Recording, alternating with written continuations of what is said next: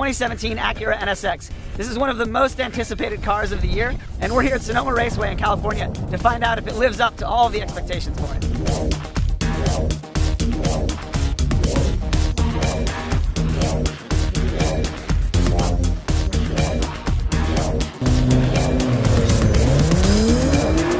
It's been a long time coming. It's been over 26 years since the old NSX debuted, and that was a special car for Honda and Acura, and this one is special too. The common thread between the old NSX and this new NSX is both represent Honda's vision of a supercar and the Honda way of doing things. It wasn't fast compared to its competitors, but it was balanced and it was sweet to drive and the engine sounded great.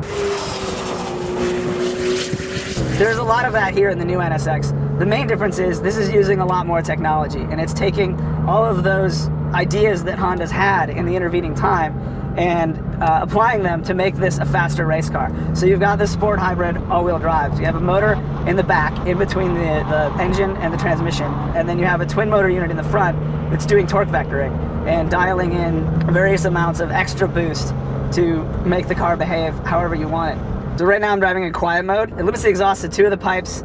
It uses EV as much as possible. It cuts the shifts to 4,000 RPM. It's a neat trick. Acura thinks that people are going to use it in a limited fashion. I think I would use it all the time. But it's not any good for driving fast. The default mode is Sport. It's your everyday driving thing. It gives you a little more throttle than quiet mode and a little more noise. But if you really want any kind of fun driving or excitement, you have to knock it over into Sport Plus. The NSX has sound tube in the back of the engine that actually has its own throttle on it. The throttle is from a Japanese K car, a micro car. It takes that intake noise and actuates how much sound is passing through and then pipes it into the firewall right behind your ears.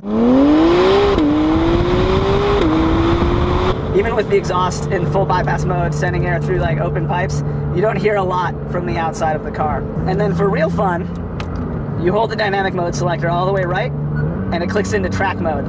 This gives you the most aggressive automatic shift programming, it gives you the most noise from the intake, it gives you the highest threshold for the stability control, and the nature of the car totally transforms to this really neutral, like almost oversteering kind of experience. Whereas in the lower modes, it takes the inherent understeer in the chassis and kind of lets it keep going. As you dial up the NSX with all of its various modes, it gets sharper and more aggressive and more oversteer oriented, and what it's doing is using the twin motor unit in the front to help with that cornering and bring the front end around faster.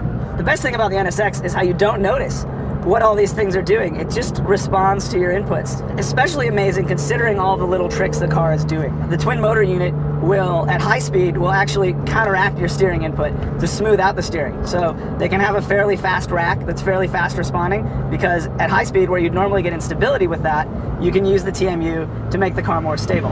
Probably my favorite thing about the NSX is the brakes. It's technically brake-by-wire. They don't call it that because most people hate the term brake-by-wire. It's got a servo motor that's blending the regen and the hydraulic brakes. In the cabin, it's using a hydraulic circuit to give you pedal feel. So it's simulating the pedal feel, but it feels like a natural brake pedal, and the braking performance is incredible. It's totally astounding. Honda is calling this the everyday supercar. They want something that you can get in and out of, you can drive it, it's comfortable on a long trip. It is amazing how comfortable this car is, not just to drive in an everyday fashion, but driving it on the track, driving it on a hard road. You don't get tired, you don't get worn out. You're not hanging off the wheel and you're like using your whole body to hang on to the car. It really is a comfortable supercar. It's easy to drive, but not in a digital, isolated sense. It certainly could use more steering feel. You don't get that idea of like the front tires losing grip or washing away as you would in other cars, but as you get used to the car, you can learn to pick up other cues as to what the chassis is doing. The NSX has a 75-degree twin-turbo V6 engine. It's the only application of this engine. They made it just for this car. The engine on its own makes 500 horsepower. When you add in the electric motors, the peak system horsepower is 573. You get around 470 pound-feet of torque. No, this isn't a Ferrari, it's not a McLaren, but it is absolutely the Honda expression of what a supercar should be. In that sense, it's a success. For Autoblog, I'm Mike Austin. Thanks for watching. Quiet mode.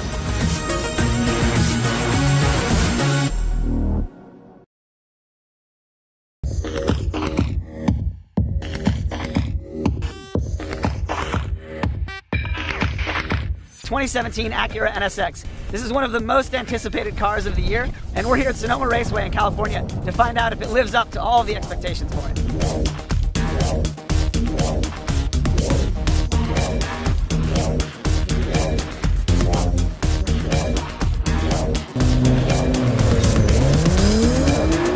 It's been a long time coming. It's been over 26 years since the old NSX debuted, and that was a special car for Honda and Acura.